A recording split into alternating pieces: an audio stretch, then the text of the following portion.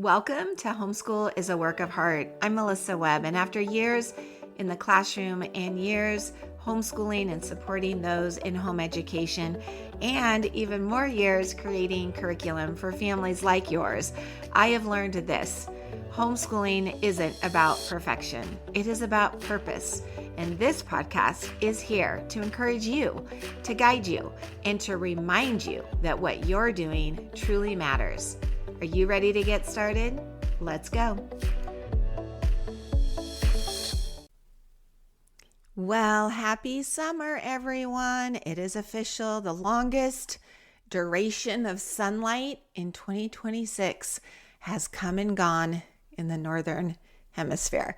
We call it the summer solstice, but not to worry. It will still be months of sunshine for all of us here in Southern California. And I am here to tell you how much I love learning things like the summer solstice, the winter solstice, the spring equinox, like all of that stuff fascinates me. So do you know how many hours of daylight we have from sunrise to sunset on June 21st? It's the most of any day of the year here in the Northern Hemisphere. And in Southern California, we get about 14 hours and 30 minutes of daylight. Now, when we fast forward to July, we go a month later, July 21st, let's say, that's going to start to drop. And we'll end up with 14 hours of daylight, 10 hours of night, of darkness. And then by August, we're still moving further from the sun's direct light on us. And while it's still pretty light at night, it decreases to 13 hours. And then autumn arrives in September. And that's when we'll hit half and half, 12 hours daylight, 12 hours darkness. If you haven't studied the seasons with your kiddos, now that summer has started, this is such a perfect time to do that. You don't have to, of course, but if you recall last week's podcast episode called Doing Nothing is Still Doing Something, because I really want everybody to remember that no matter what we're doing or not doing, we're getting results. We're just going to get results day in and day out. Are you getting the results you desire? Bright, smart, informed kids, that was always among the results I had in mind. Now, also during last week's episode, I mentioned my hallway game closet, and I promised to give you an update. Having told you that I was going to do that, by the way, was very much an additional motivator for me. So thank you.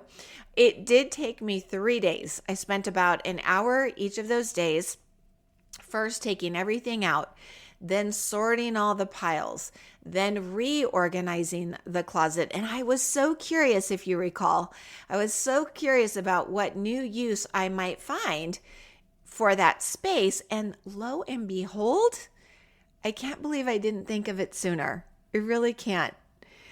This closet, this hallway closet, is right across, like literally 2 steps across from these double glass doors that lead out to our pool in the backyard. Now, why have I never put the beach towels in that hall closet? It's literally open those doors, 2 steps, get a beach towel. I never used it for that. For some reason, for 20 plus years, my friend, I have kept the beach towels on the far side of the house with all of the other linens by the boys' bedrooms.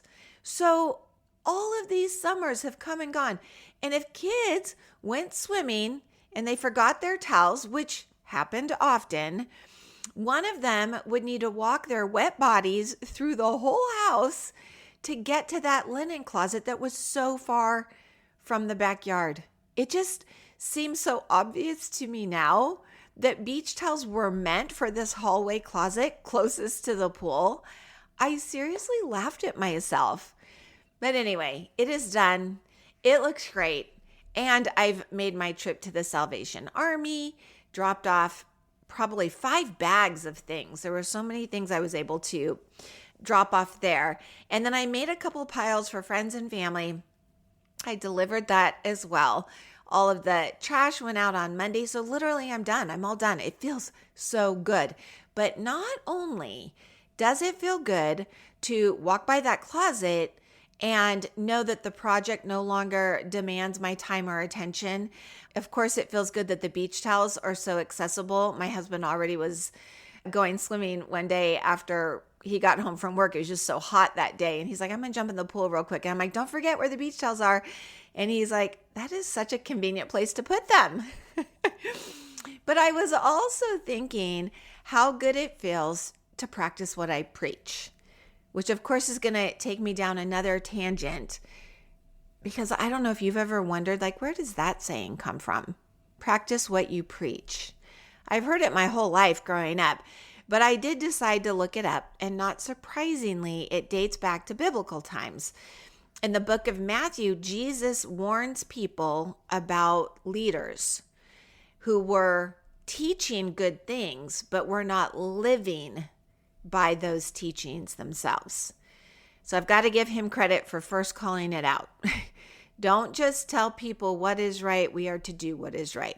However, the exact phrase showed up much later. It was in 1674 in a book by an English clergyman. He was a writer, John Selden, and he wrote what we now often repeat: practice what you preach. Now, of course, it's become a common way of describing the importance of aligning our actions to match our words. And so, again, I just find that interesting. And that actually brings me to another strange little discovery that I made in my garden this morning. I was doing some watering and I was looking at one of my rosemary plants, and I noticed what appeared to be a blob of white foam. And there were a couple of them attached to a couple stems on my rosemary plant. So if you're a really visual person, I will tell you, it looked like someone had squirted a little shaving cream, just this little blob of shaving cream, onto my plant in a couple of places. And so, of course, my first thought was, I don't think that's supposed to be there. I'm just going to cut it off. It's probably a pesky insect or something. And then I thought, I'm more curious about it. I'd really like to know what it is. So instead of removing it, I used Google Lens. I love Google Lens. So cool. And that one little question, what is that, sent me down a rabbit hole. And I probably spent a good 30, 40 minutes learning about spittlebugs. Yes, they're called spittlebugs. This is a foam that this tiny little insect creates to protect itself while it's growing. So when it's in its very young state, it surrounds itself with this foamy substance, which is actually made from its urine. I know, kind of gross, right? So maybe it should be called a pittlebug instead of a spittlebug. Anyway, the foam helps shield it from predators, and it keeps it from drying out while it grows, while it goes from immature to mature. And it's actually not a pest at all. There was no need to kill it, throw it away, anything like that. Who knew? Certainly not me, but that is exactly why I love learning. Not because I was going to be tested on it, not because somebody assigned me the research. I wasn't trying to earn a grade. I was just curious. I was wondering, what is it? And I wanted to know. And as homeschool parents, isn't that exactly what we hope for our children? I know I've said it for years. I want lifelong learners, children who are curious. I want kids who are going to ask questions. I want my kids to enjoy discovering the things that interest them. But here's my question for us. Are they seeing us do that? Are we practicing what we preach? Not just as teachers or assignment builders. No, not as home educators. as human beings, are our children watching us become curious about the life around us? Do they hear us ask questions out loud? Do they see us learn or investigate something deeper that we don't understand? These are the things we should be doing out loud and in front of our kids. They should see us read and explore and discover, because children learn far more from what we're modeling than what we're saying. I think I did a podcast on that. And if they see us learning and wondering and pursuing answers, it all becomes very normal. It's a normal part of adulthood to keep learning, to keep being curious. And that's what we want, right? It is. I know it is. And I think it's one of the most beautiful opportunities that summer gives us. The pressure for most of us is that the traditional school year eases up a little bit. Our schedules loosen. At least mine does. Does yours as well? I feel like summer, there's far more room for exploration, more room for questions, going down rabbit trails together. There's more time to explore curiosity. I was just talking to a friend about how much I loved in the summer doing a family novel. We would usually do a couple through the year, and I wouldn't stop it just because it was summertime. I would still want us to read in the summer. And from there, we would go all different directions. So maybe your child this morning noticed an unusual bird. Or maybe you were just at the beach and someone found a really interesting shell. That's a great starting point for learning. And who knows where it will take you, but it's going to take you somewhere wonderful. Have you spent any time looking at the moon at night? There's just something so amazing about summer nights. It takes so long for it to even get dark, which I love.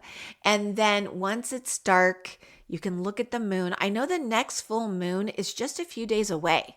If you're listening to this when it airs in June of 2026, I want to say it's like June 29th or the 3rd. It's the very end of the month.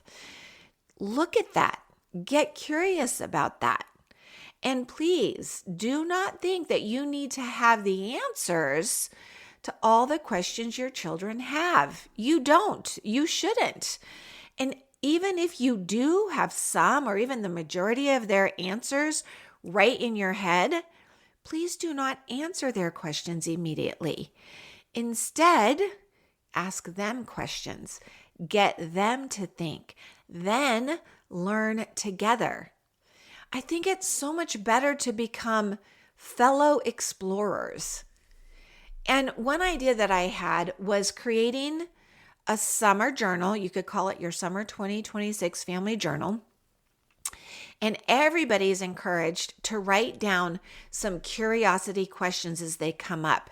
Because it could be something, you're on a drive somewhere and your child sees something and you don't have time right then to really explore it. Have a place to write it down. Have a place where you can also leave room for the answers. Kiddos could write out the answers as you learn about them. Maybe they dictate the answer to you and you write it out. You could even take photographs of things that you learn, put that into the journal. I mean, get clever, draw pictures. The whole point would be to have fun with it. This summer 2026 Family Journal of Curiosity.